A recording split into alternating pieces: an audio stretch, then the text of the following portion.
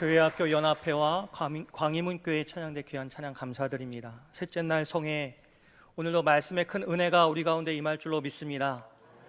우리 강사 목사님 나오실 때에 두 손 들고 할렐루야로 우리 환영하며 맞이하겠습니다. 할렐루야.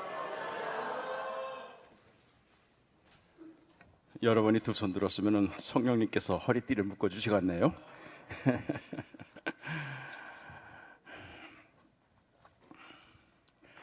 제가 신학교에 있을 때는 물론 학생 가르치는 것이 주된 제 과제입니다만은 그래도 이제 개척교회에서 이런 설교나 집회를 부탁하면 가급적 제가 나가려고 그랬습니다. 그 이유는 제가 목회를 한 20년 하다가 뒤늦게 신학대학에 교수 들어갔기 때문에 이 신학교에 들어오는 모든 학생들이 뭐 거의 대부분 목회자가 되기 위해서 들어온 사람들이죠. 그러다 보니까 이 교회의 경험, 목회의 경험이 이제 학생들한테 전달되어야 되고, 또 신학교 교수로 있다 보니까 참 어려운 것이 영성을 유지하는 그겁니다. 그래서 신학교 캠퍼스 안에서 강의하고 또 이렇게 회의가 많아요, 교수들이. 그런 걸 하다 보면 이제 영적인 그런 에너지가 이렇게 고갈되는 그런 느낌을 가질 때가 있습니다. 그래서 특히 이제 강의에 어떤 그런 제한이 없는 한 이런 교회에서 초청을 하면 제가 꼭 가려고 노력을 했습니다. 이유는 저의 영성을 유지하기 위해서였어요. 이렇게 이제 설교를 하다 보면은 주로 이제 앞자리에 앉아서 연세 드신 그런 권사님들이 주로 듣는데, 그분들에서 받는 영적 에너지가 예체가 커요. 그래서 오히려 제가 말씀을 전하기보다 이렇게 강사를 위해서 기도하는 그 모습, 그리고 말씀을 사모하는 그 모습, 그런 모습 속에서 제가 영적인 에너지를 갖고 이제 신학교 학생들한테 그걸 좀 전해주려고 애를 썼죠. 신학교에 있을 때는 그래서 주로 이제 선배 목사님들 혹은 동기들 또는 혹은 이제 후배 목사님들이 주로 저를 부르면 제가 응했습니다. 은퇴를 하고 나니까요 좀 달라져요. 은퇴 후에도 비교적 저는 그래도 이렇게 초청하는 그런 교회들이 있어서 집회에 참석을 하게 되는데, 은퇴를 하고 나니까 후배나 선배 목사님이 부르는 건 없어요. 왜냐하면 내 선배들은 다 은퇴를 했으니까. 결국은 이제 후배나 이제 제자들인데, 특히 제자들이 많이 불러요. 수업 시간에 제 강의 들었던 학생들이라든지, 혹은 뭐 제 강의를 안 들었다 할지라도 저한테 이제 전화로 연락을 해오는 그런 집회 요청을 보면 거의 대부분 제자들이에요. 그리고 어떤 경우에는 전도사도 많이 부릅니다. 제가 그거 꼼짝 못해요.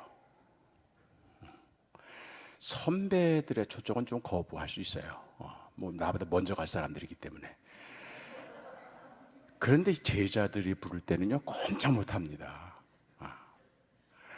내가 죽은 다음에도 주구장창 살아서 그래서 이덕주 교수 내가 불렀더니 재구마죠 어제, 그럴 거 아니에요. 그래서 후배 제자들의 요청에는 꼼짝없이 제가 갑니다. 재작년인가요? 일신교 처음 왔을 때도 우리 윤 목사님이 나한테 전화한 게 아니에요. 나한테서 수업을 들은 부목사를 통해서 나한테 연락이 왔더라고요. 이 제자들의 전화가 무서워요. 그래서 공자님이 후생가외라, 뒤에 오는 사람이 무섭다 하는 말을 이해하갔어요.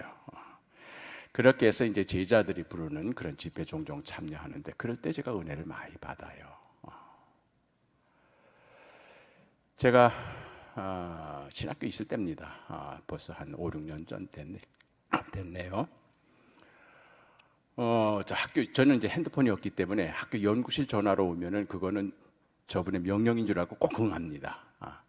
그래서 이제 어쨌든 저하고 연락하기가 어려운데 이렇게 연구실에 전화로 이렇게 요청이 오면은 제가 이거는 하나님께서 가라고 하는 사인이다 해가지고 거리나 혹은 교회 규모나 이런 걸 따지지 않고 제가 응하려고 합니다. 한 번은 전화가 왔어요. 국제 전화예요. 우리 학교를 졸업하고 지금 네팔에 가서 지금은 현재 네팔 감독이 되셨습니다.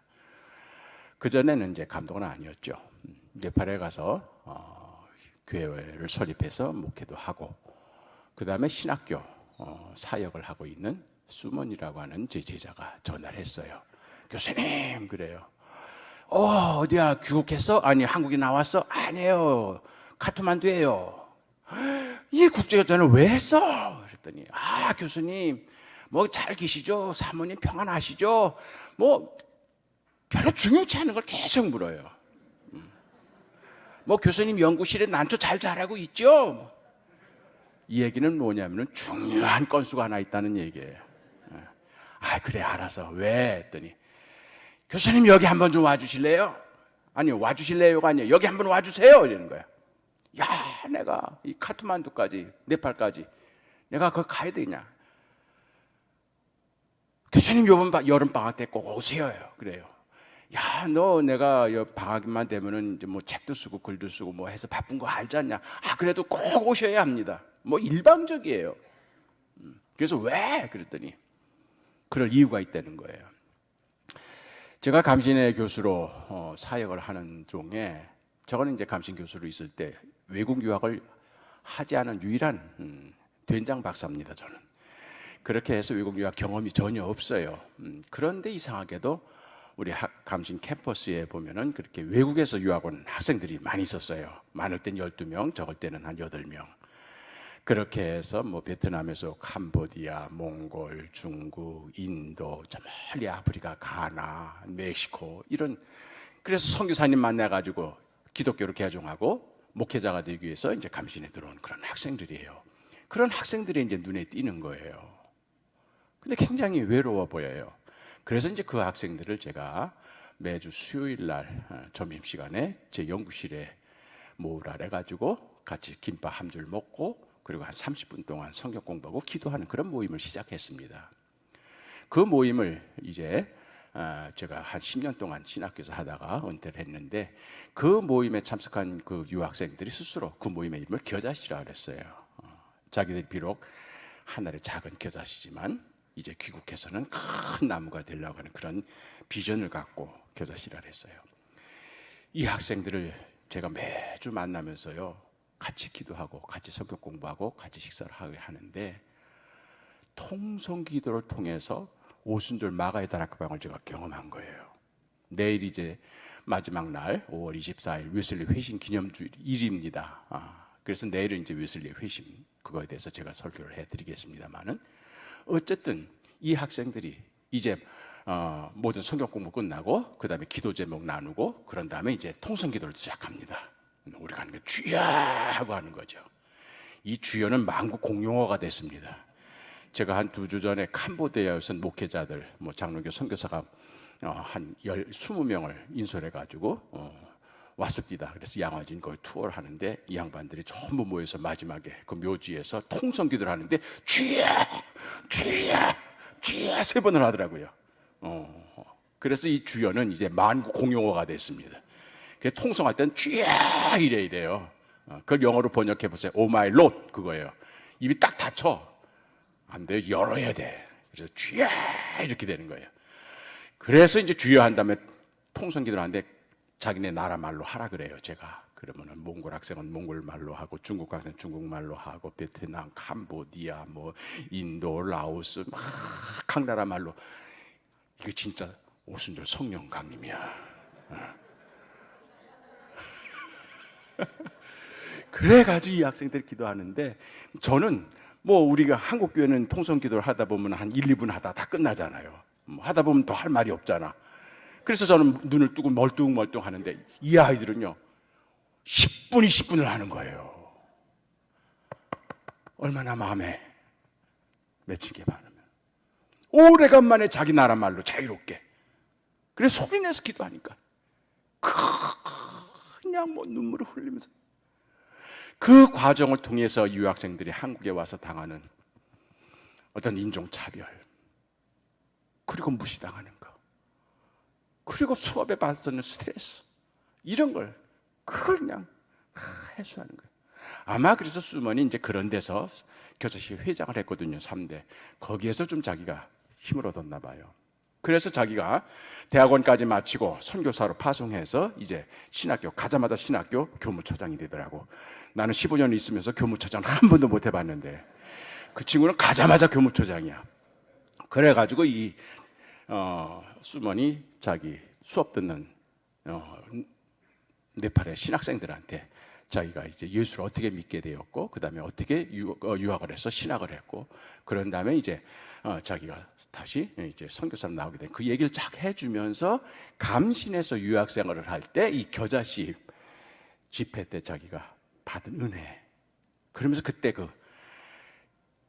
어려움을 극복했던 그 이야기를 신학생들에게 해주면서 감신의 이덕주 교수라는 분이 있는데 이분은 내 영적 아버지다 이랬다는 거예요. 나는 아들로 삼은 적 없어. 뭐 스스로 이렇게 자칭 영적 아들이 좀 몇 명 있어요 지금. 그러면서 내가 너희들 졸업하기 전에 꼭 그 이덕주 교수님의 강의를 너희들 듣게 해주겠다 이랬다는 거야. 그건 지 얘기지. 그리고 3년이 지난 거예요. 이제 그 학생이 졸업할 학기가 된 거예요. 그러니까 약속을 지켜야 되잖아요, 학생들한테. 그래서 나한테 전화한 거예요. 이 학생들 졸업하기 전에 교수님 오셔서 내가 약속한 거 지켜주세요. 그거야. 알고 봤더니 이야, 이거 제자 잘 둬야 돼. 이 얘기는 뭡니까? 교수님 여기 한번 와주세요 하는 이야기는 뭡니까? 왕복 비행기표 교수님이 끊으셔야 합니다. 거기 일주일 동안 있는데 모든 호텔비, 숙박비, 숙식비 다 교수님이 내야 합니다. 강사료, 강의료 절대 없습니다. 그리고 오실 때 선교비도 좀 가지고 오시면 더 좋습니다. 뭐 이런 거예요. 이게 다 뒤에 담겨져 있는 거예요. 제가 목회할 때는 그래도 좀 순진했는데 교수 생활하니까 눈치가 좀 빨라졌어. 여기 한번 와주세요 하는 그 말 속에 이미 이게 쫙 들어간 거예요. 야, 이거 드디어 한 300 깨진다. 이게 다 나오는 거예요. 그러나 어떡합니까? 제자 체면 살려줘야죠. 그렇게 해서 결국 8월 달에 여름방학 기간 중에 한 주일간을 가기로 했습니다. 네팔 갔다 오신 분은 알겠지만 네팔의 기후는 우기와 건기로 딱 나눕니다. 그래서 6개월은 우기, 계속 비가 와요. 구름이 끼고. 그래서 햇볕을 거의 볼 수가 없어요. 건기, 이때는요 해가 쨍쨍 비쳐. 그렇기 때문에 히말라야 트레킹하는 사람들은, 등반하는 사람들은 건기 때 나갑니다. 그때가 되면 대한항공에서 일주일에 3번을 비행기를 띄워요. 근데 우기 때는 손님이 없으니까 한 번밖에 안 뛰어. 제가 감신 교수들한테 나 이번에 여름에 네팔 간다 그랬더니 전부 다 하는 말이 히말라야 보러 가? 아니야, 나는 자비량 선교 들어봤나? 나는 구경하러 여행하러 가는 게 아니라 내 제자가 있는 그곳에 신학교 특강하고 거기 한인 여기 네팔 현지 목회자들 목사 세미나 인도하고 그리고 수머니 내 제자가 개척한 교회 예배를 드리고 그리고 나는 올 거야. 비행기를 타는데요. 뭐 텅텅 비죠. 많이 비죠. 그런데도 80% 이상은 다 등산복이에요. 트레킹 가는 사람. 그러면서 이제 비행기를 타고 가는데 나는 저 사람들이랑 달라. 구경하고 여행하러 가지만 나는 거룩한 감신 교수 중에 그래도 나만큼 이렇게 멋진 교수가 어디 있을라나? 이런 생각을 가지고 이렇게 제자가 멀리서 불렀는데도 기꺼이 가주는 교수가 과연 몇 명이나 될까? 한절 그런 뿌듯함을 가지고 이제 비행기를 타고 간 겁니다. 자, 이제 화진 띄워주세요. 이제 이 그림 보기 위해서는 요 실내 불을 좀 꺼주실래요? 잠깐만. 요거만. 여기도 끄는 게 좋겠어. 그저 아예 극장 분위기로. 그래서 여러분들 주무셔도 돼요. 오케이. 오케이. 전 내 얼굴 가급적이면 띄우지 마세요. 그래서 이제 8월 달에 우기죠. 이때는 이제 우기에 결국 비행기를 타고 제가 네팔 카트만두 공항에 내렸습니다. 그랬더니 여전히 비가 와요. 비가 오는 중에 이제 제자가 카트만두 공항까지 라이드하기 위해서 나왔습니다. 그래서 만났더니 얼마나 고마워하겠어요. 자기 체면 세워주려고. 이덕주 교수가 착하다는 말은 들었지만 이렇게 착할 줄은 몰랐던 거야. 어쨌든 그렇게 해서 그때부터 이제 여정이 되는데, 그때부터 이제 수먼이 짜놓은, 내 제자가 짜놓은 이제 프로그램에 따라서 움직이기 시작합니다. 제일 첫째로 그가 개척한 교회에 갔어요. 1년 만에 저렇게 교회가 부흥이 된 교회예요. 이 친구는 저한테 이제 수업을 들었기 때문에 외국 선교사들 한국 교회에 의존하지 말아라. 스스로 자립하는 교회로부터 출발하라. 그래서 대학원 졸업하고 선교사로 네팔 갈 때에 후원교회 없이 갔습니다. 물론 신학교 공부할 동안에는 후원해준 교회가 있었어요. 그러나 막상 네팔 현지로 돌아갈 때는 후원해주는 기관도 교회도 없었어요. 그리고 가서 부인과 함께, 부인은 한국인입니다. 이 네팔 이 수모는 한국에서 한 20년 동안 살았는데, 원래는 그 아버지가 브라만 사제예요. 고등학교 교장입니다, 시골에. 그래서 브라만 계급이에요. 제일 높은 계급이죠. 그렇기 때문에 그대로 자라나면은 수몬도 브라만 사제가 되고 아버지가 하던 학교를 물려받을 수가 있는 거예요.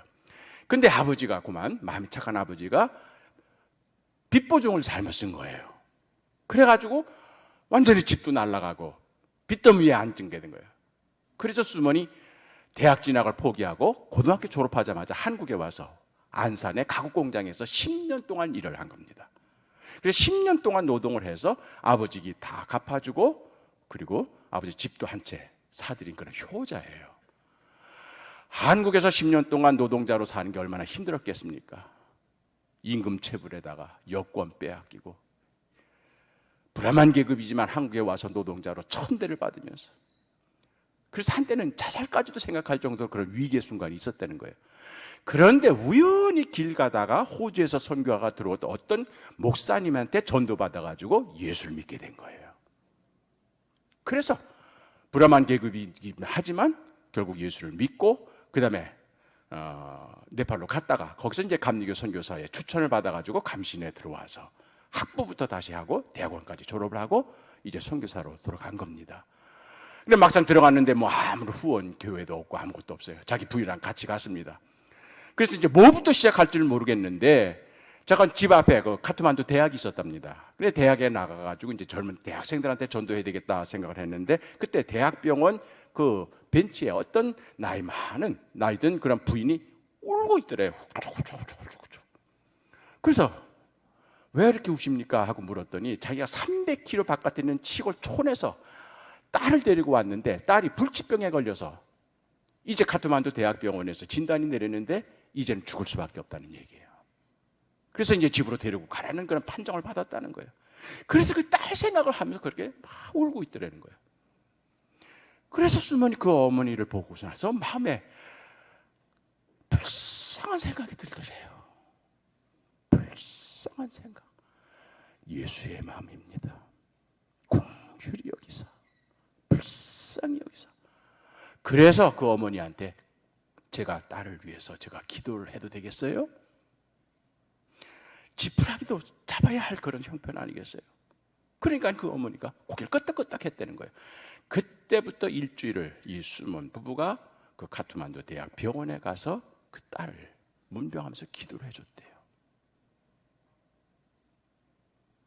일주일 후에 병원에서 완쾌됐다는 판정이 나온 겁니다. 간절한 기도는 응답해 주시는 겁니다. 그래서 그 소문이 나가지고 그 딸과 그 어머니 그리고 그 가족 친척들까지, 그래서 1년 만에 저렇게 교회가 된 거예요. 그래 가서 제가 설교를 한 거죠. 다음에는 이제 신학교 가서 특강을 해야 되는 거예요. 가자마자 그 친구는 교무처장이 됐기 때문에 센터에 딱 자리 잡고 나는 그 옆에. 그래서 신학생들한테, 그러니까 저 신학생들한테 이제 이덕주 교수의 특강을 들려주려고 하기 위해서 나를 데리고 온 거예요. 그런데 그 기간 이제 일주일 동안에 이제 한 나흘 동안은 이제 저렇게 교회 가서 설교하고 또 현지 목회자 세미나하고 그다음에 신학교 강의하고 이런 걸로 보냈어요.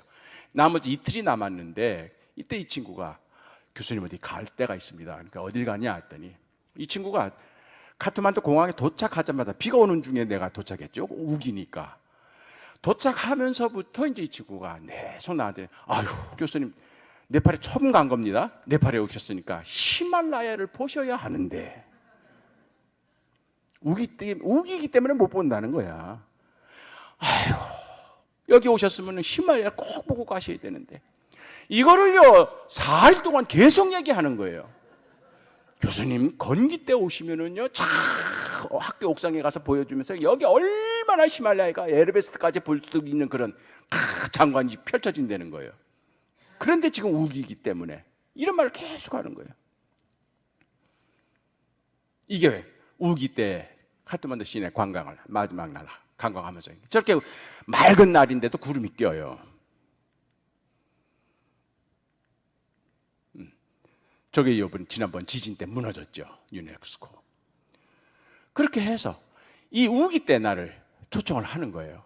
그리고 나서 이제 카트만두에서 일정이 끝나니까 자기가 비행기를 표를 끊어놨다는 거예요. 그러면서 어디 가냐? 히말라야를 볼 수 있는 거기서 이제 한 1시간 동안 비행기를 더 타고 들어가야 되는 그곳으로 나를 데리고 가겠다는 거예요. 나는 그런 계획 없어요. 여기서 카트만두 강의만 끝나면 바로 이제 서울로 돌아올 생각이었던 거예요. 그런데 포카라라고 하는 데를 꼭 같이 가야 된다는 거예요. 1박 2일로. 왜 그러니까 포카라라? 그러니까 이 포카라는요 1시간 비행기 타고 가는 데인데 저거는 액자에 걸린 사진입니다. 그 뼈와 호수로 저기 하얀 거 구름처럼 생긴 거 있죠. 그게 바로 히말라야 연봉이 안나푸르나 1, 2, 3 뭐 그다음에 마차푸추레 그다음에 쫙 해가지고 한 뭐 7,000m, 8,000m급 그 만년 철사 설산 쫙 보이는 거예요. 그게 호수에 그대로 비친다는 거예요. 이제 저거를 볼 수가 있다는 거예요. 건기 때 오면은. 그럼 차라리 건기 때 날 부르지. 우기 때 불러놓고. 포카라로 비행기 타고 가는 도중에 계속 비가 와요. 비행기 타고 가는데도 뭐 한 18명 타는 외에 그 프로펠러 비행기 있죠. 그래 그걸 타고 가는데 내 옆자리에 앉아가지고 교수님 지금은 비가 내리고 있지만 저쪽으로 보면은요 저기 안나푸르나가 보이고요 저기가 뭐가 내 눈에는 그냥 비만 보이는데 아니 내가 히말라야 본다 그랬나? 보여달라고 그랬나? 제가 혼자 히말라야 봐야 된다. 그러면서 계속 그 얘기를 하는 거예요. 포카라에 도착을 했어요. 도착하는데도 포카라 공항에 비가 와요. 결국은 포카라 시내 관광만 좀 하고 그 다음에 잠자리에 들게 됐습니다. 이제 내일 이제 카트만두로 갔다 이제 서울로 돌아가야 되는 거예요. 야, 그 포카라까지 1박 2일 그 비행기 표값 누가 내? 그 호텔값 방 2개 잡았는데 누가 내? 그 음식값 누가 내? 다 제가 내야 되는 거예요. 그 프로그램 내가 짜달라 그런 것도 아니고 일방적으로 그렇게 계획을 해놓고 저를 데리고 가는 거야. 야, 다시는 내가 너 오라를 안 온다. 나 서울로 이제 돌아가면 되겠다. 그렇게 했어요. 그러면서 이제 포카라에서 하룻밤 자는데 저녁 식사 후에 호텔로 들어가서 이제 호텔 들어가는데 수만이 또 그러는 거예요. 교수님, 혹시 제가 내일 새벽에 교수님 방으로 전화할지 모릅니다. 왜? 우기지만 가끔 가다가 구름이 거친다는 거야. 가끔 가다가 하늘이 열리면은 그때 저 산을 볼 수가 있다는 거야. 그러면은 새벽에 동틀 때 그 선라이즈 그걸 보는 게 그 장관이라는 거예요. 그래서 하얀 설산에 빨간 햇볕이 비치는 게 그게 얼마나 그래 그걸 보려고 그렇게 포카라에 가는 거예요 사람들이. 그러면서 저보고 제가 혹시 내일 새벽에 전화할지도 모릅니다. 아이고 제발 하지 말아라. 나 지금 피곤하니까 그냥 확 자다가 그냥 내려가고 카트만두로 갈란다. 그리고 들어가서 잤어요. 전화가 왔게요 안 왔게요?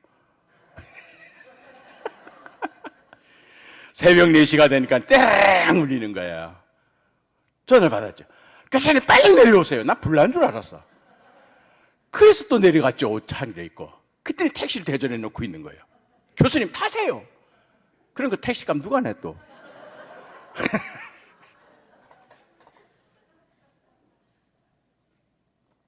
어쨌든 그렇게 해서 그 택시를 타고 이제 그 포르카라 시내에서 사랑곳이라고 하는 그 뷰포인트가 있는데 거기 또 한 40분 올라가야 돼요. 그게 S자 길입니다. 이 가파라요. 비포장입니다. 가로등도 없어요. 깜깜한 밤에 거기 덜커덩 거리면서 그냥 올라가는데 수모는 앞자리에 앉아가지고 네팔말로 기사하고 계속 얘기를 해. 전도하는 건지 뭐 하는 건지 모르겠어. 나는 뒷자리에 혼자 앉아가지고 이 얼마나 낡은 택시인지 문이 안 닫혀. 이쪽으로 보니까 이건 낭떠러지야. 이야, 한 손은 이 천장 붙이고 한 손은 그 문 잡고 이러면서 내가 그걸 한 40분 끌려 올려가는데 여기서 잘못했다 떨어져 죽으면은 너는 그래도 현직 선교사고 여기 교수니까 너는 순직이지만 나는 객사다. 내가 이거 원하지도 않았는데 왜 이런 프로그램을 맡아가지고 표현은 못하지만 그리고 결국 40분도 끌려 올라간 거예요. 그랬더니 거기에 이제 우기기 때문에 관광객들이 많지 않았어요. 중국인 관광객들이 혹시나 해가지고 그렇게 선라이즈를 보려고 한 30명 그렇게 안 있습니다. 왜 그렇게 수먼이 그런 일을 했는가? 나중에 이제 알고 봤더니요. 이덕주 교수가 그 바쁜 분이 자기 돈 들여서 이 제자가 부탁하는 거를 기꺼이 응해서 가지고 이렇게 멀리까지 왔는데 자기가 보답할 게 없는 거예요. 자기가 그 교수님에게 감사의 뜻으로 뭔가 해드릴 게 없는 거예요. 그래서 생각한 게 히말라야에 보여주는 거래. 돈 하나도 안 드는 거. 그렇게 해서 그날 저녁, 그 전날 저녁 나는 잠자리에 자는 순간 이 수모는 1시간 단위로 호텔 밖에 나와서 밤하늘을 봤다는 거예요. 그런데 새벽 1시쯤 되니까 구름이 쫙 열리더래. 아, 이거 오늘 새벽에 하늘 열릴 수 있는 확률 50%다. 그래서 택시를 예약해 놓고 날 깨운 겁니다. 나는 그것도 뭐 관심 없어요. 내가 히말라야 보겠다 그랬나? 뭐 보자고 그랬나? 나는 그냥 뭐 사진으로만 봐도 되는 걸 뭐. 그렇게 해가지고 결국 올라갔어요. 올라갔는데 깜깜한 겁니다. 저게 포카라 시내를 내려 찍은 거예요. 깜깜. 밤새도록 비가 왔기 때문에 또 얼마나 으슬으슬 추워요. 그랬더니 또 뜨거운 네팔 차를 가지고 왔어요. 교수님 이거 한번 드세요. 뭐 우롱차랑 비슷해. 어쨌든 그렇게 해서 이제 드디어 선라이즈 그거를 보기 위해서 기다리고 있는 겁니다. 그렇게 해서 한 30분 기다리니까 이렇게 여명이 뜨는 거예요. 그러면서 사물이 이렇게 드러나는 거예요. 근데 여전히 히말라야는 보이지를 않는 겁니다. 구름이 거치지를 않은 겁니다. 결국 이제는 날이 밝아가지고 사람들이 에이 오늘도 못 봤다. 제가 가기 전에 2주일 동안 한 번도 열리질 않았다는 거예요, 하늘이. 그래가지고 투덜투덜 거리면서 다들 대절했던 택시 타고 내려가는 거예요. 그 순간 내 옆에 있던 수먼 고개를 푹 숙이고 아무 말 하지 못하고 미안해하면서 어쩔 줄 몰라 하는 거예요. 그러니까 내가 또 불안해. 그래서 그때부터 내가 마음에도 없는 말이 나오기 시작하는데, 이야 공기 맑다. 뭐 맑긴 뭐가 맑아. 야, 니 덕에 저 아래 봐라. 배와 호수가 얼마나 아름다우냐. 산정호수나 그거야. 야, 너 때문에 내가 이렇게 이 사는 곳까지 와가지고 얼마나 참 상쾌한지 모르나. 근데 여전히 고개를 푹 숙이고 있는 거야. 그때 내가 택시 타고 내려와야 되는데 왜 그랬는지 몰라. 나도 모르게 그 난감한 상황을 탈출하기 위해서 야, 우리 조금 더 올라가 볼래? 그 말이 나온 거야. 왜 나왔는지를 모르겠어. 우리 조금 더 올라가 볼래?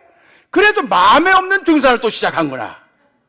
그래서 내가 앞장서 가지고 길도 모르는데 그냥 산 따라 가는 거예요. 이게 트레킹한 길이에요.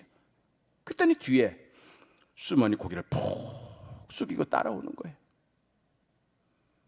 침묵 속에서. 그렇게 한 30분쯤 갔을까?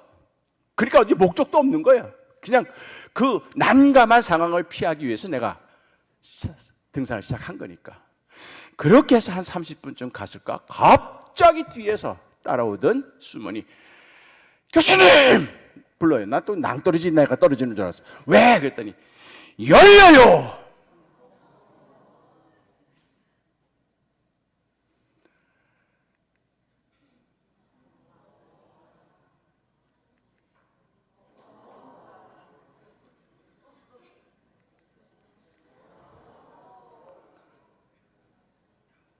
가봤어야 알지.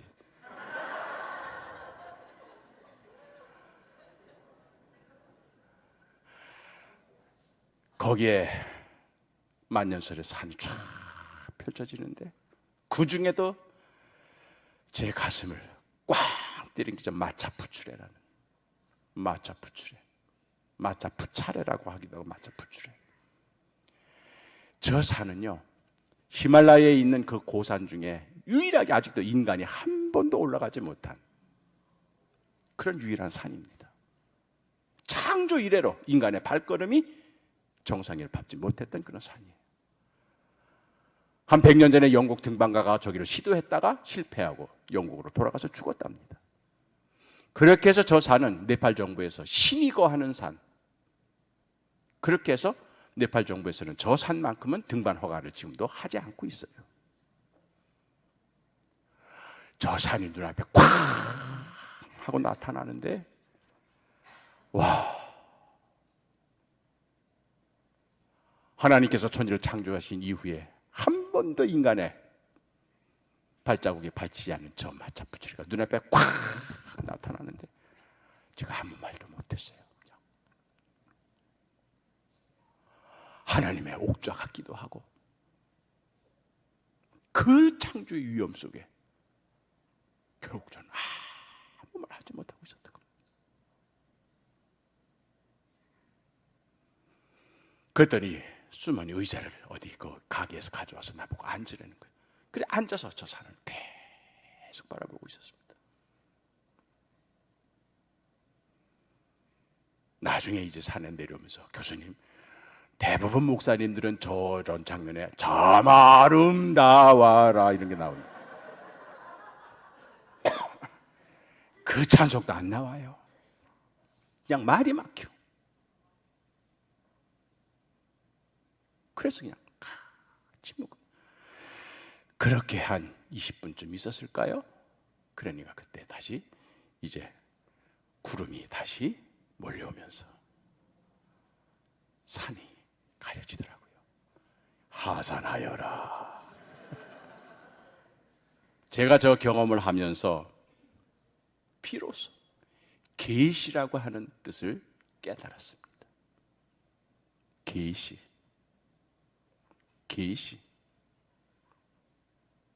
아무리 히말라야 산을 보고 싶어도 거치지 않고는 볼 수가 없는 거예요. 아무리 간절히 원해도 그분이 열어주셔야 내가 보는 겁니다.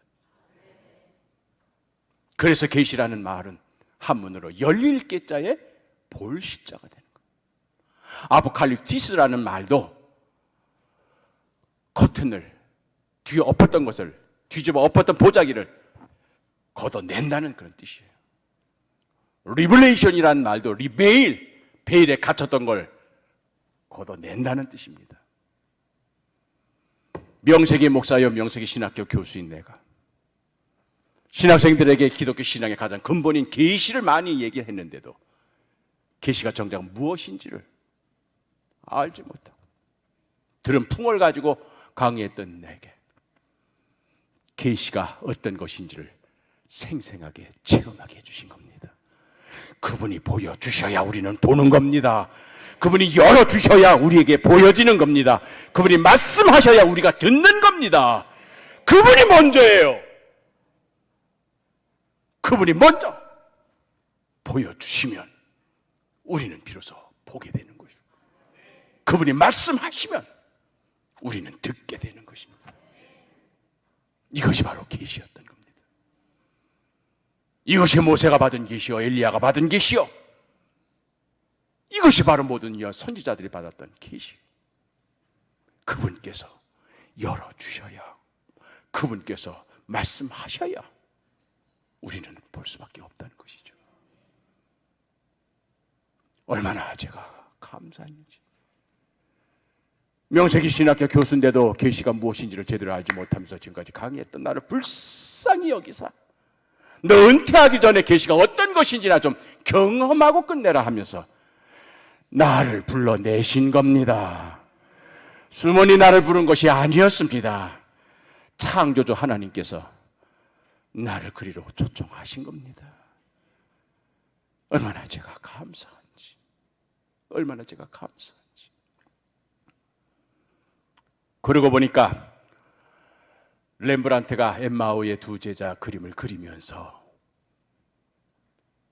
왜 오른쪽 귀퉁이에 커튼을 그렸는지를 이해하게 되었습니다. 예수님 당시엔 저런 커튼은 없었습니다. 그러나 렘브란트는 엠마오로 가는 두 제자 반나절을 주님과 함께 동행했음에도 불구하고 주님이 누구신지를 알지 못하고 대화만 하고 갔던 그에게 이제 도착해서 주님께서 축사하시면서 떡을 나눠주는 순간 그들의 눈이 열린 겁니다. 주님께서 띄게 해주신 겁니다. 그래서 주님을 알아본 거죠. 주님께서 열어주셔야 우리는 보는 겁니다. 그래서 렘브란트는 커튼을 저기에 그렸던 것이죠.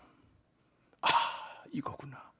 그동안 내가 뭐 글을 좀 썼다, 책을 좀 썼다, 강의 좀 했다 하는 이것이 내가 노력해서, 내가 구해서 나의 업적으로 오려준 것이 아니라 그분께서 보여주시고, 그분께서 알려주시고, 그분께서 깨우쳐 주신 것을 내가 썼다는 사실을 내가 깨우치게 되었습니다. 그분께서 자료가 눈에 뜨게 해주시고, 그분께서 내 눈을 열어주사 자료를 읽게 해주시고, 그분께서 내 손을 움직여서 글을 쓰게 하셨다는 이야기인 것입니다. 얼마나 주님의 은혜가 감사한지, 얼마나 주님의 은혜가 감사한지.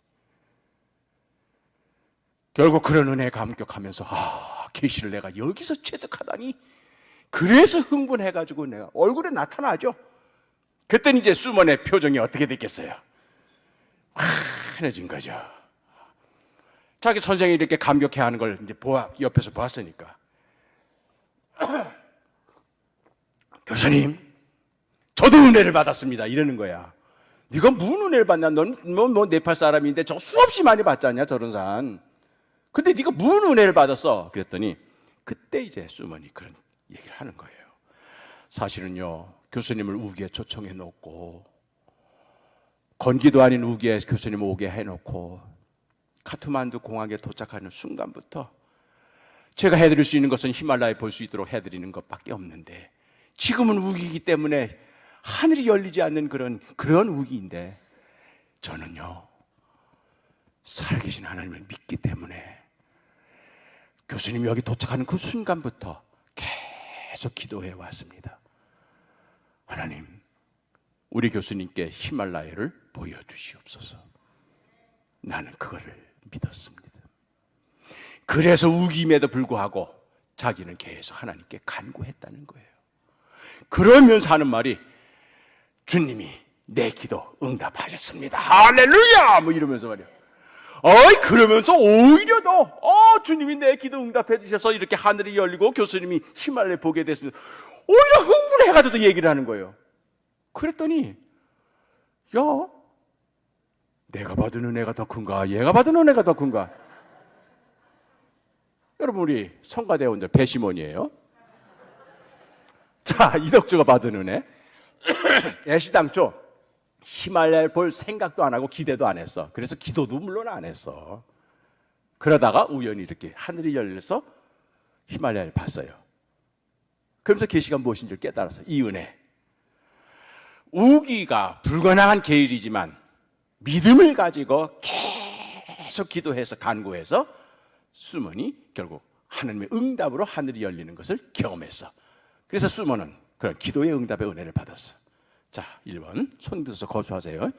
이덕주가 받은 은혜가 크다, 더 크다. 한 명도 없네. 수몬이 받은 은혜가 크다. 만장일치네.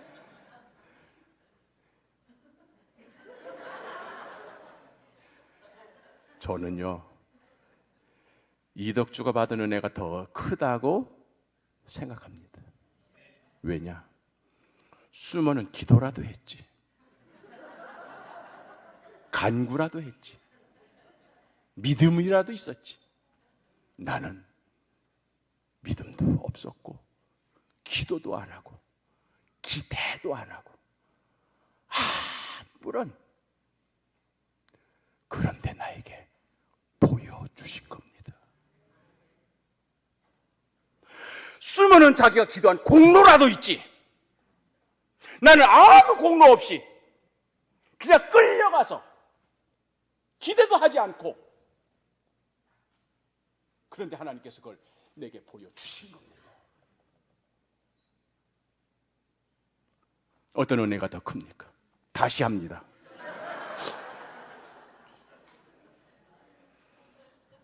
열심히 기도해가지고 하나님이 응답해준 그 수몬의 은혜가 더 크다. 아니야, 이덕주 교수 기대도 안 하고 기도도 안 했는데 그냥 하나님께서 그냥 자격도 없는데 그냥 은혜를 체험해 주셨다. 이덕주, 이래서 민주주의가 안 되는 거예요. 지조를 지켜야지. 여러분, 하나님께서 우리를 구원하신 은혜는요, 우리가 자격이 있어서가 아닙니다. 우리가 선행을 해서가 아닙니다. 우리가 착했기 때문에 우리를 구원해 주신 게 아니에요. 우리는 멸망받아 죽을 수밖에 없는 죄인입니다. 하나님께 살려달라고 애원도 안 했어요.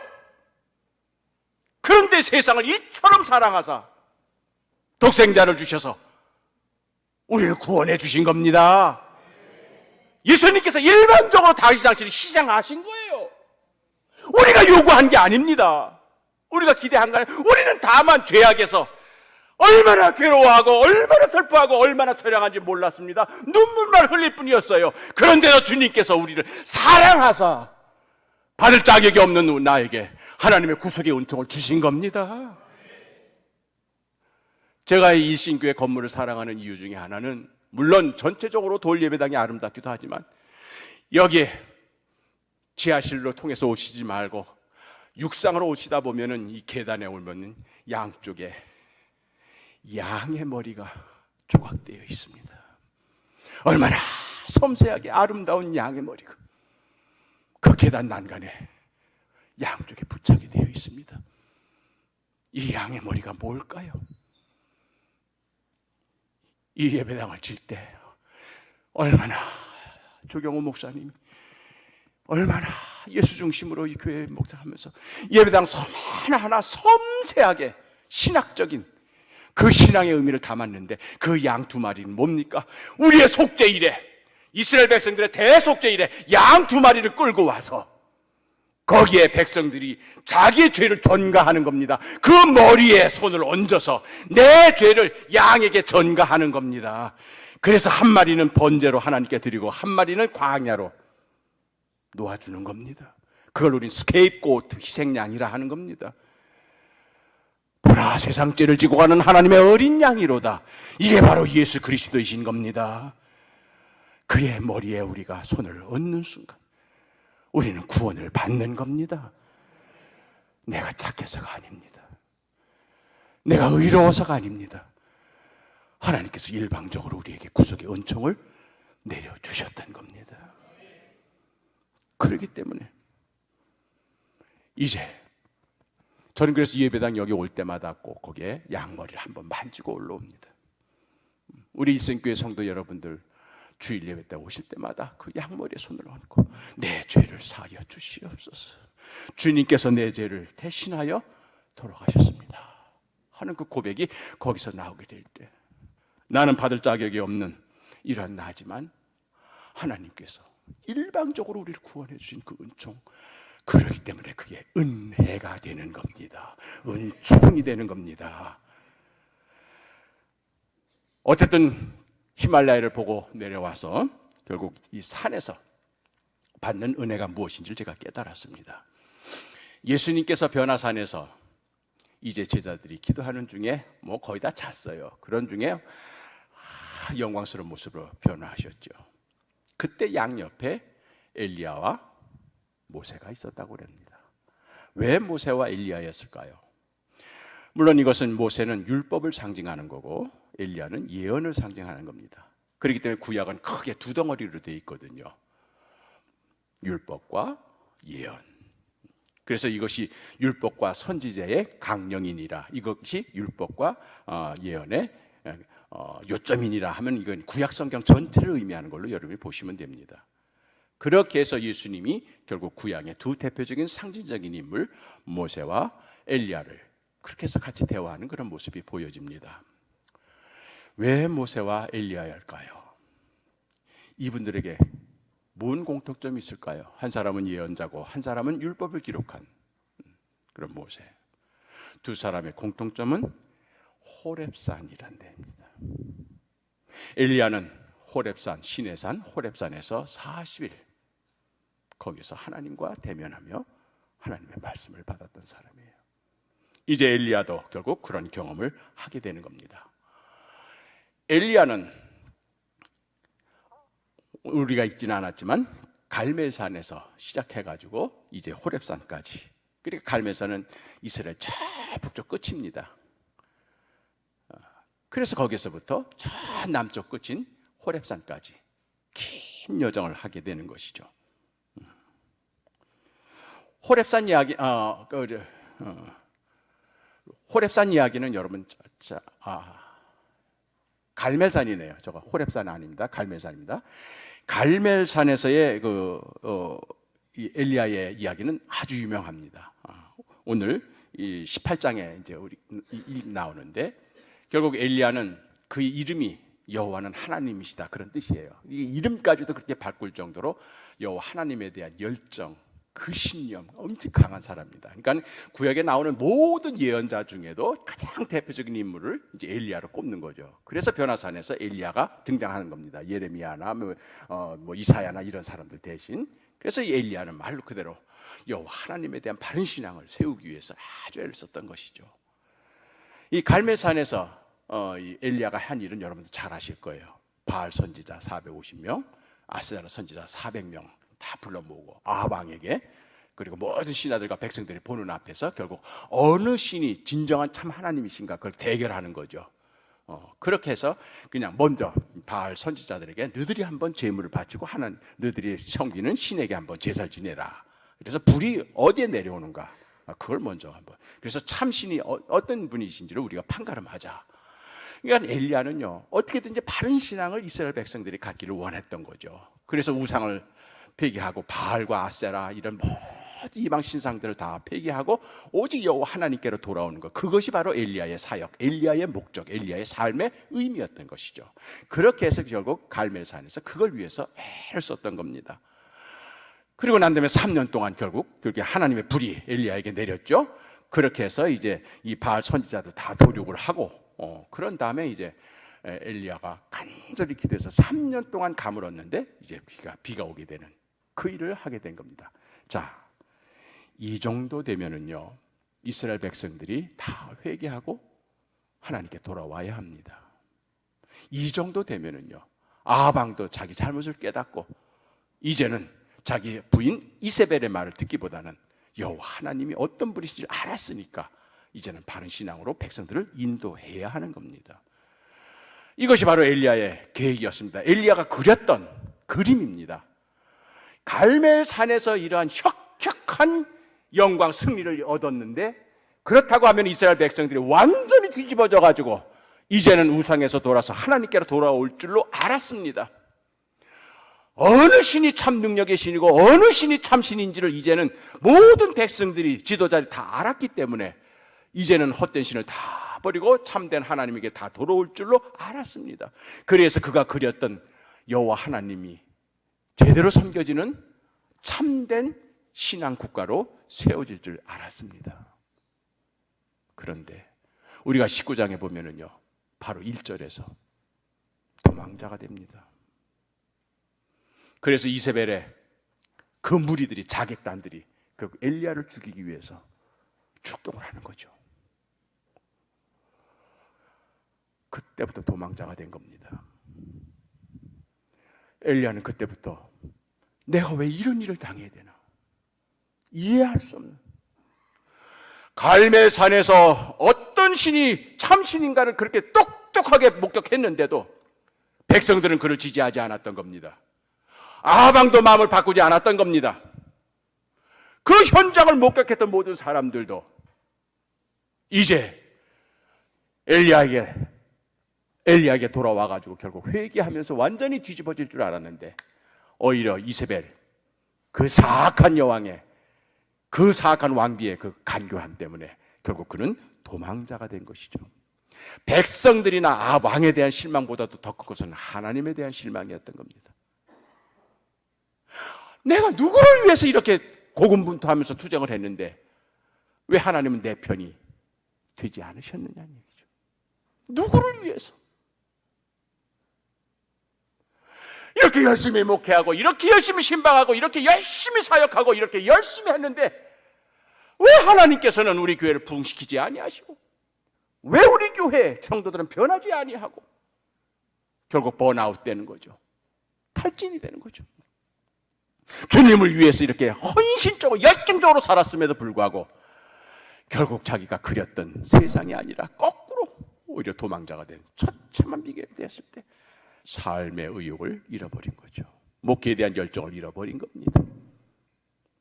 그렇게 해서 결국 그는 브엘세바까지 도망가죠. 그건 남쪽 유다 왕국입니다. 그러니까 사마리아, 이 북쪽 이스라엘에서 살다가는 이세벨의 자객에게 죽을 것 같으니까 결국 도망쳐서 저 남쪽 브엘세바까지 가죠.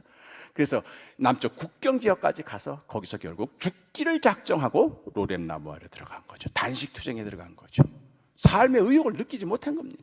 이렇게 살아서 뭐해 하면서 결국 죽기를 작정하고 로뎀 나무 아래 들어간 거죠.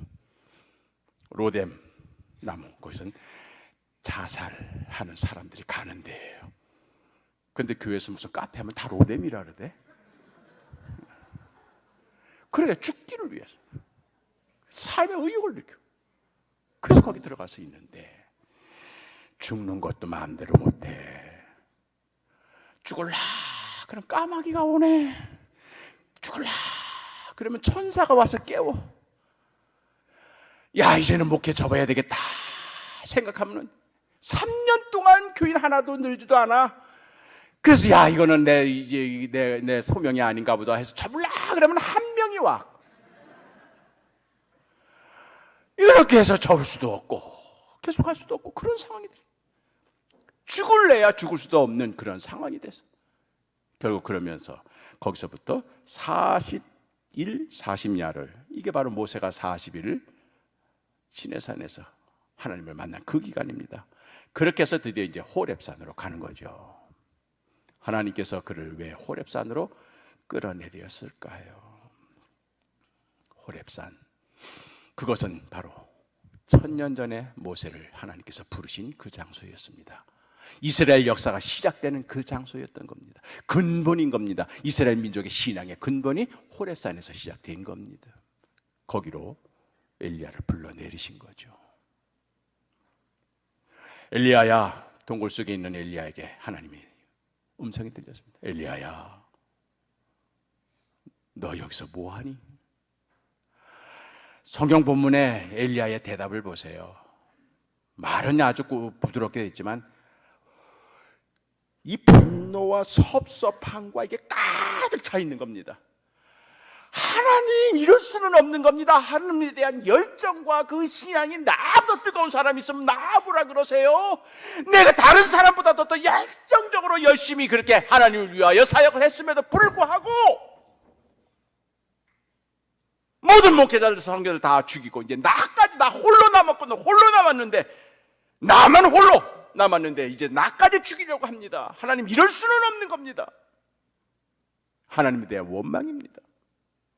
내가 누구를 위해서 지금까지 이렇게 목회를 하고 누구를 위해서 지금까지 이렇게 사역을 했는데 하나님, 나는 혼자 남았습니다. 이럴 수는 없는 겁니다. 어떻게 보면 쌓였던 그런 것이 다 폭발이 된 거죠. 그랬을 때 하나님께서 그에게 그래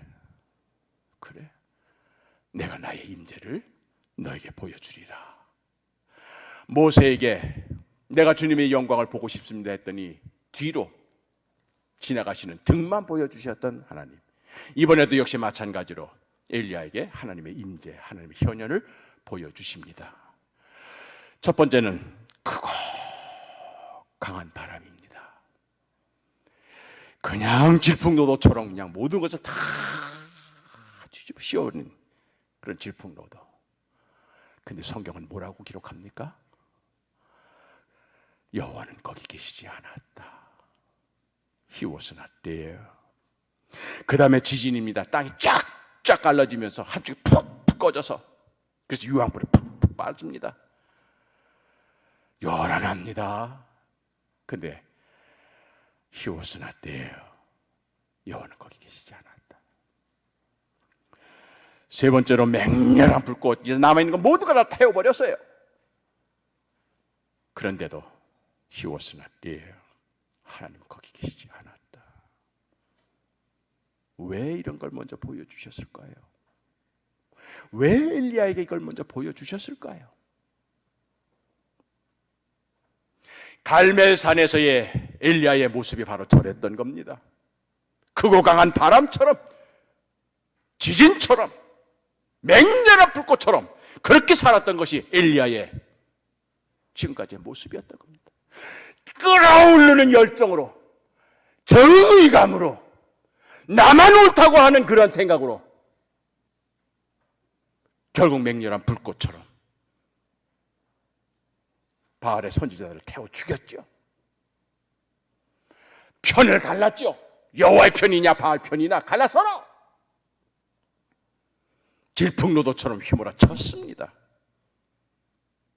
그것이 갈멜산에서 엘리야의 모습이었던 겁니다. 근데 성경은 거기 하나님 계시지 않았다. 열심히 기도하는데 하나님 거기 안 계셨다는 겁니다. 열심히 목회했는데 하나님 거기 안 계셨다는 얘기입니다. 열정적으로 나름대로 사역했는데 정작 하나님은 거기 계시지 않았다는 이야기입니다. 그런 맥락에서 18장에 나온 갈멜산 사건을 재구성하다 보면은 이제 분노에 가득 찬 이 백성들, 아합 왕, 이세벨, 이 백성의 지도자들, 가짜 선지자들, 이런 것에 대한 분노가 가득 찬 이 엘리야는 이제 바른 신앙이 무엇인지를 보여주기 위해서 이제 드라마를, 시나리오를 쓰는 겁니다. 그래서 아합 왕에게 바알 선지자 450명 모시오, 아세라 선지자 400명 모시오, 850대 1로 내가 한번 붙어보겠습니다.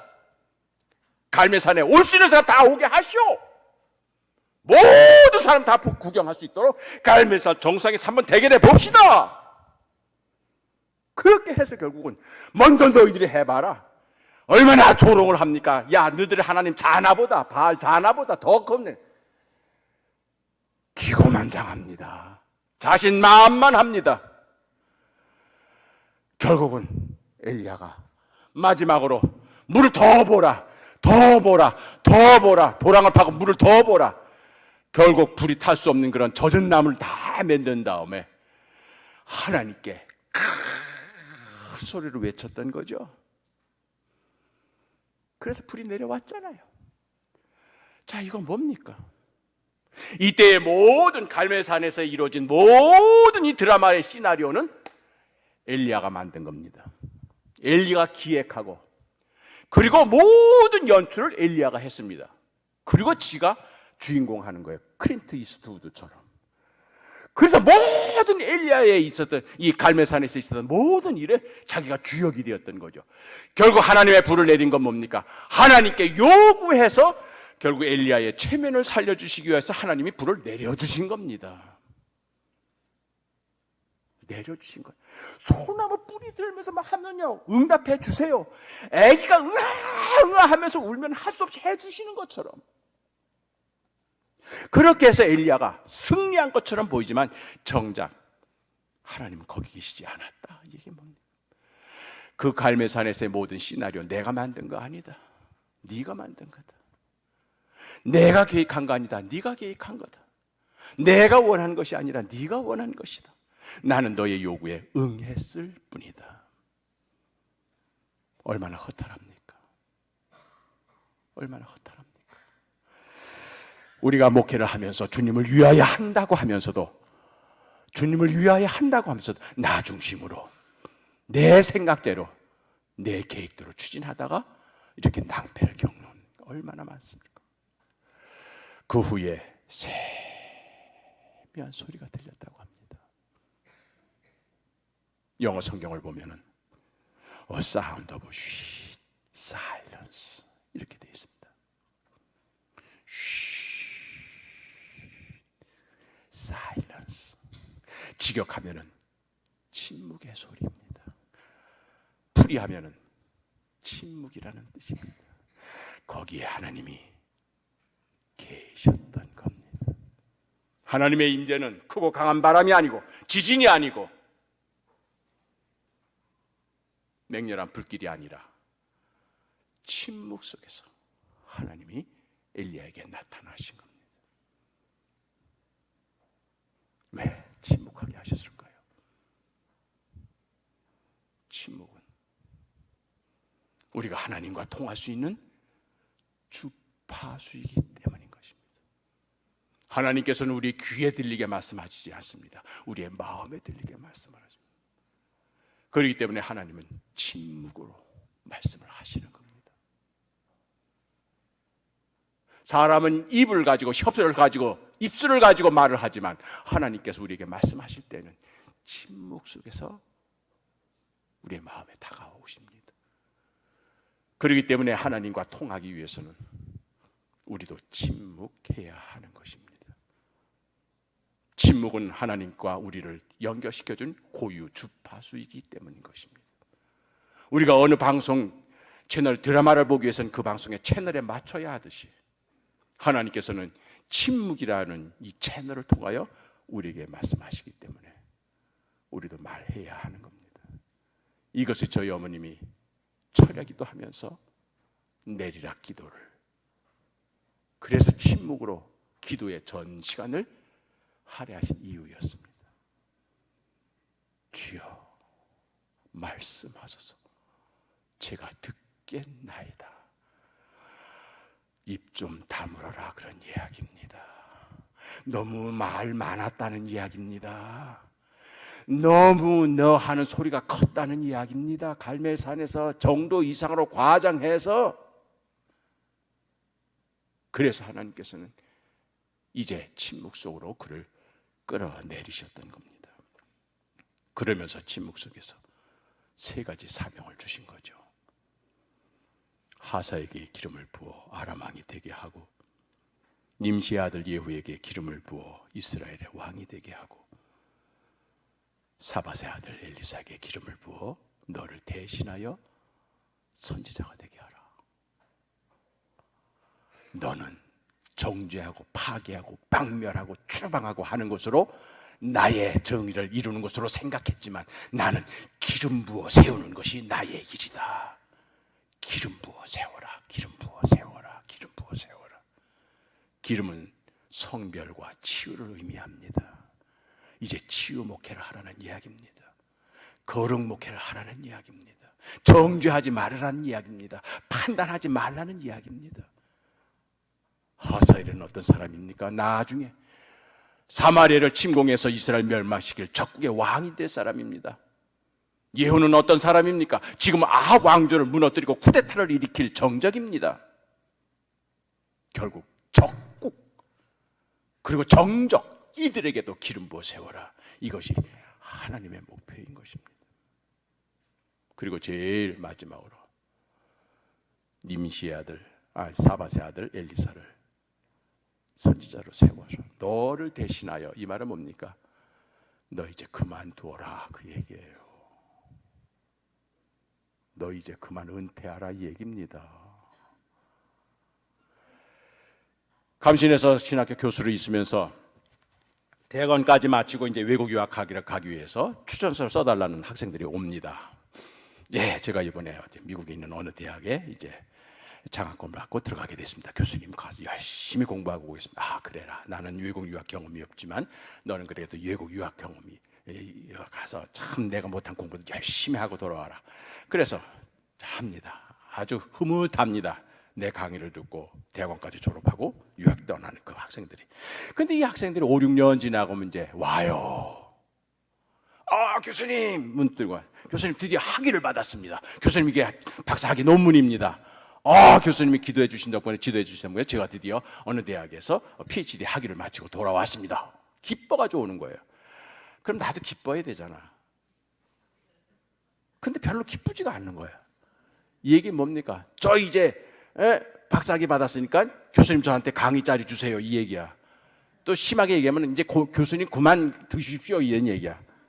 이제 우리가 왔으니까. 그래서 학위 끝나고 돌아오는 교기 제자들이 별로 반갑지가 않았어요. 저는. 저보고 잠깐만 빨리 은퇴하라는 것 같아서. 이게 엘리야의 심정이었던 겁니다.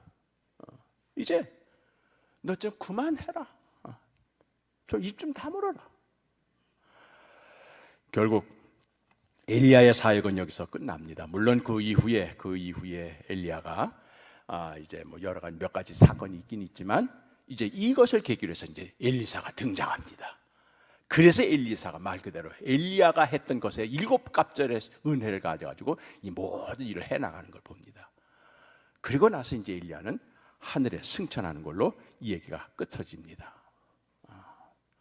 끝쳐지는데 이 엘리야의 이 호렙산에서 이 세미한 음성의 이 경험이 결국 엘리야 사역의 분기점을 이루게 되는 것이죠. 오전의 삶이었던 겁니다. 내가 주장했습니다. 내가 계획했습니다. 내가 모든 걸 결정했습니다. 내가 선택했습니다. 그 사역의 중심은 나였습니다. 그것이 하나님의 정의를 이루는 것이고 그것이 하나님의 바른 신앙을 세우는 걸로 그렇게 생각을 했던 겁니다. 그러나 소미한 음성의 그 음성을 들은 다음부터 엘리야는 그런 목회 패턴을 완전히 바꿔버렸습니다.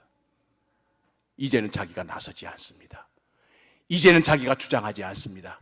이제는 자기가 판단하지 않습니다. 이제는 하나님께서 시키는 일만 하게 된 겁니다. 하나님께서 지시하는 일만 하게 된 겁니다. 하나님의 말씀이 없으면 시도하지 않은 겁니다. 하나님께서 계시하지 않으면 움직이질 않았던 겁니다. 사역의 중심이 나에게서 하나님으로 바뀌게 된 겁니다. 이후의 엘리야의 삶은 성경에는 자세히 기록되지는 않지만 얼마나 행복했을지를 능히 짐작할 수가 있습니다. 이제는 갈멜산에서부터 했던 것처럼 머리 짜내고 분노에 차서 그냥 사람들이 그냥 막 휘날리면서 그렇게 살지 않아도 되는 겁니다. 주시면 받고, 열어주시면 보고, 하라시면 하고, 이런 피동태의 삶이 되니까 오히려 엘리야는 걱정을 안 해. 하나님이 다 해주시는데, 근심을 안 해. 하나님이 다 해결해 주시는데, 그래서 진정한 행복한 삶이 될 수가 있었다는 것이죠. 이 세미한 음성, 이 세미한 음성, 우리가 신앙생활의 변곡점에서 들어야 하는 이 세미한 음성. 왜 예수님께서 제자들에게 기도를 가르치시면서 이방인들처럼 중언부언하지 말고 바리새인들처럼 거리에 서가지고 떠벌리면서 하지 말고 골방에 들어가서 은밀한 중에 보시는 너의 아버지께 구하라. 왜 그런 말씀을 하세요? 문을 닫으라는 이야기예요. 이제 목사들은 그만 거리에 나오라는 얘기예요. 확성기 틀고 거리에서 욕지거리 하는 그런 목사들 이제 그만 나오라는 이야기예요. 골방으로 돌아가는 얘기예요. 이제는 방황하지 말고 기도방으로 들어가라는 이야기예요. 기도하는 목사 되라는 이야기입니다. 성경 읽는 목사가 되라는 이야기인 겁니다. 정치하는 목사 말고, 편가르는 목사 말고, 세미한 음성을 하나님의 세미한 음성을 들으면서 나를 향하신 하나님의 계획, 하나님의 뜻이 무엇인지를 깨달아서 그걸 그대로 순종하는 그런 목회자, 우리 중구 용산 지방의 모든 목회자들이 그런 목회자 되시기를 여러분 간절히 간구하시기를 바랍니다. 그래서 엘리야는 이제 승천을 하면서도 하나님께 에녹과 같이 죽음을 맛보지 아니고 하나님께 들려 올려지는 그런 영광을 보았잖아요. 엘리야에게 있어서는 이 까마귀 은총이 굉장히 컸던 겁니다. 왜냐하면 배고플 때마다 힘들 때마다 엘리야에게는 성령이 까마귀로 변해서 그래서 그에게 양식을 주시고 메시지를 전해주셨던 겁니다.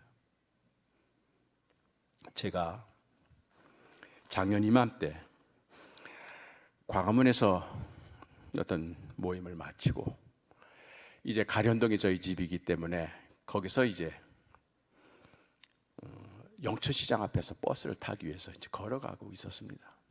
그래서 영천시장으로 가려면은 거기서 이제 그 서울역사박물관 앞을 지나가지고 영천시장으로 가기 위해서는 거기 적십자병원 그 샛길로 이제 들어가면은 바로 통합니다. 그래서 적십자병원으로 이제 꺾어서 가는데 그날 좀 날씨가 좀 어두웠어요. 좀 우기처럼 네팔의 우기처럼 우중충했어요. 그리고 좀 바람이 심했어요. 바람이 좀 셌어요. 그래서 이제 거기서 꺾어서 들어가는데 적십자병원 꺾어서 들어가다 보니 얼마 전에 새로 지은 거기 한 20층짜리 빌딩 있잖아요. 로타리에. 그리고 그 뒤에는 또 중앙대학 빌딩이 있고 여기는 또 적십자병원이 있고 그래서 빌딩으로 거기가 완전히 공간이 갇혀 있는 데예요. 그래서 거기를 지나가는데요. 큼지막한 까마귀 한 마리가 춤을 추는데요. 나 또 그렇게 까마귀가 도심 한복판에서 춤추는 건 처음 봤네. 이 까마귀가 휙 날아가는 게 아니에요. 막 선회를 했다가 그냥 내려 꽂혔다가 다시 휙 올라가고요. 난생적 까마귀의 춤을 제가 본 겁니다. 그래서 깜짝 놀라가지고 이거 웬 도심 한복판에 까마귀? 해가지고 자세히 봤더니 까마귀가 아니고 찢어진 검은 비닐봉지야.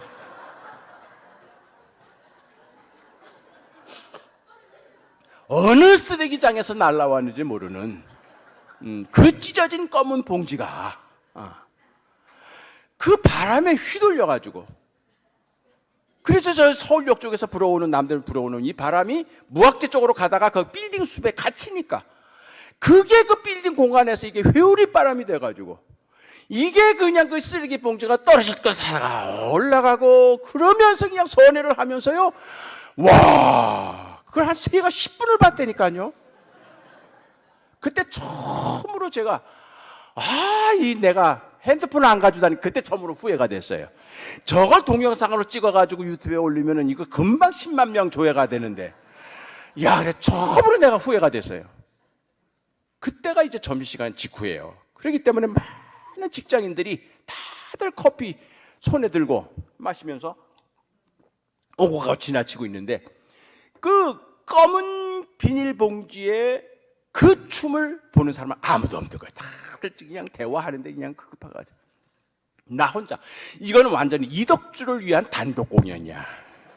얼마나 우아한지 몰라요. 이게 마치 30년 전에 작곡하신 공옥진 선생 그 얼마나 춤 명사입니다. 그 궁중무 같기도 하고 말이죠. 떨어질 줄 모르고 그렇게 계속 올라가는 거예요. 참을 보고 있는 거예요. 그걸 보는 순간 제 마음속에 저게 너다, 저게 너다, 이런 음성이 들리는 거예요. 저게 너다. 알고 보니 그랬습니다. 4살 때 아버지 죽고 가난한 과부의 막내 아들로 태어나 초등학교 때는 중이염으로 한쪽 귀가 들리지 않게 되었고, 중학교 때는 골수염으로 다리를 수술하고, 고등학교 때는 폐결핵으로 이리 찢기고 저리 망가진 이 몸을 하나님께서는 띄우셨던 겁니다. 그 모습을 보는 순간 시편 18편에 나오는 그 내용, 구름을 타고 다니시며 바람 날개를 타고 높이 솟아오르셨도다. 지성소에 하나님의 법궤 시온자를 덮고 있는 천사의 그룹, 그 날개가 이게 얼마나 큰지.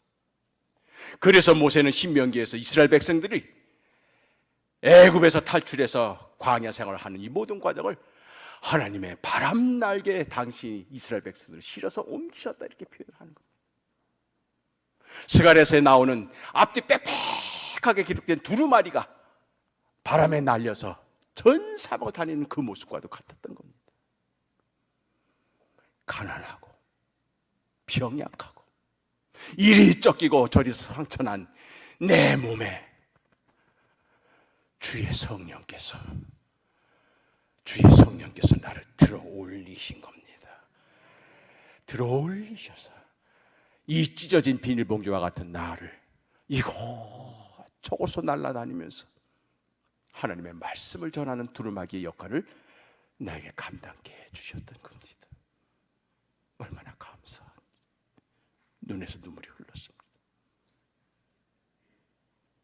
지금까지 70년 동안 사역을 하는 모든 과정 가운데 내가 목회한 거고 내가 사역한 것이 아니라는 사실, 그때 뼈저리게 느끼면서 찢어진 비닐봉지와 같이 보잘것없는 나를 하나님께서 성령으로 채우셔서 나를 당신의 사역에 전국 방방곡곡 아니 가본 곳이 없을 정도로 다니게 하시고 세계 여러 나라를 다니게 하시면서 주의 말씀을 전하는 당신의 사역자로 나를 쓰신 하나님, 얼마나 감사한지. 결국 돌아오는 버스 안에서 제 마음속에 들리는 기도는 하나였습니다. 오 주여, 내 남은 날 얼마 있지 알 수 없사오나 이제 내가 할 일은 오직 하나뿐입니다. 아직도 내 안에 남아있는 이 쓰레기 같은 정욕, 내가 무엇을 이뤘다고 하는 착각과 오만 속에서 나를 건져 주시옵소서. 알려지고 칭찬받으려고 하는 이 자아, 이 욕심, 이 의지, 이제는 그걸 피우게 하여 주시옵시고 말 그대로 텅 빈 봉지가 되어 주님 부르실 때 가벼이 날아올라 회오리바람에 실려 하늘로 들려 올려진 엘리야 같은 마지막을 맛보게 하여 주시옵소서. 계속 비우게 하옵소서. 계속 낮아지게 하옵소서. 계속 찢어지게 하여 주시옵소서. 그리하여 이 속에 있는 모든 쓰레기를 다 버리고 주의 성령의 바람에 내가 들려 올리지기를 소원합니다. 호렙산에서 결국 엘리야를 다시 부르신 하나님, 그 성령의 흐느낌 속에서 이제 세미한 음성으로 우리에게 새 기회를 주셨던 것처럼 이 코로나의 전국을 우리가 지나고 새로운 일상으로 돌아가는 이 시기에 우리 중구 용산 지방의 모든 교회 목회자들과 성도 여러분들이 세미한 음성 속에서 우리에게 말을 걸어오시는 주님의 말씀에 귀를 기울이게 하여 주시고, 이제는 나 중심이 아니라 주님 중심으로, 내 계획이 아니라 주님의 계획으로, 내 의지가 아니라 주님의 의지로 이제 주어진 이 모든 사역을 감당할 수 있도록 주의 성령께서 나를 채워 주옵소서. 기도할 뿐입니다. 191장 찬송을 함께 부릅니다. 내가 매일 기쁘게.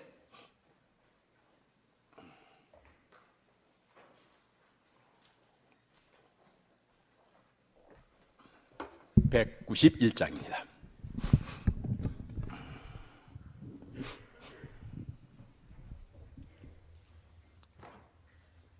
예, 피아노부터 먼저 반주하세요.